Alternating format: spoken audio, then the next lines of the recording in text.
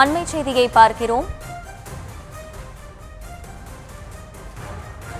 குடியரசு துணைத் தலைவர் பதவியேற்பு விழாவில் ஜெகதீப் தங்கர் பங்கேற்றிருக்கக்கூடிய அந்த காட்சிகள் வெளியாகி இருக்கின்றன. அது குறித்த அந்த அண்மை செய்தியை பார்த்து வருகிறோம். குடியரசு துணைத் தலைவர் பதவியேற்பு விழாவில் ஜெகதீப் தங்கர் பங்கேற்றிருக்கிறார். அந்த காட்சிகளும் வெளியாகி இருக்கின்றன. கடந்த ஜூலை 23ஆம் தேதி ஜெகதீப் தங்கர் குடியரசு துணைத் தலைவர் பதவியை ராஜினாமா செய்திருந்தார். இந்த நிலையில் இதன் பின்னர் பொது நிகழ்ச்சிகளில் பங்கேற்காமல் இருந்தார் ஜெகதீப் தங்கர். தற்போது அவர் இந்த பதவியேற்பு விழாவில் கலந்து கொண்டிருக்கக்கூடிய அந்த காட்சிகள் வெளியாகி இருக்கின்றன. விவரங்களோடு இணைகிறார் செய்தியாளர் வெங்கட்.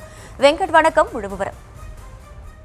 வணக்கம். டெல்லியில 15வது குடியரசு துணைத் தலைவராக தேர்ந்தெடுக்கக்கூடிய சிபி ராதாகிருஷ்ணன் இன்னும் சற்று நேரத்தில் பதவியேற்கக்கூடிய நிலையில இந்த பதவியேற்பு விழாவில் முன்னாள் குடியரசு துணைத் தலைவர் ஜெகதீப் தங்கர் பங்கேற்றிருக்கிறார். கிட்டத்தட்ட அவர் பதவி விலகியதிலிருந்து எந்த நிகழ்ச்சிகளும் கலந்து கொள்ளாமல் இருந்தால் எதிர்கட்சிகள் கடுமையான விமர்சனங்கள் முன்வைத்தது.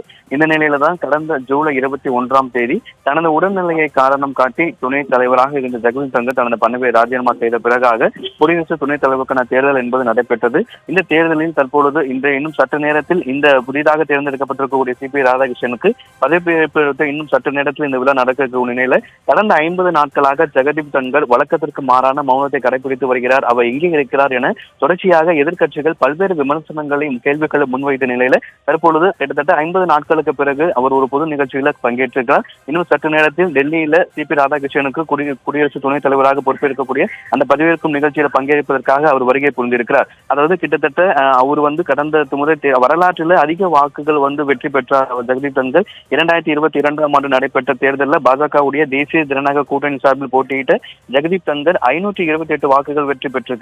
அதுதான் அதிகபட்ச வாக்கு வெற்றிகளாக பதிவாகி இருக்கிற நிலையில தற்பொழுது அந்த நேற்று தினம் கூட ஒரு அறிக்கை ஒன்றை வெளியிட்டிருந்தார். அந்த அறிக்கையில சிபி ராதாகிருஷ்ணனுக்கு வாழ்த்து தெரிவித்து அவர் கிட்டத்தட்ட 50 நாட்களுக்கு பிறகு ஒரு அறிக்கையும் வெளியிட்டிருந்தார்.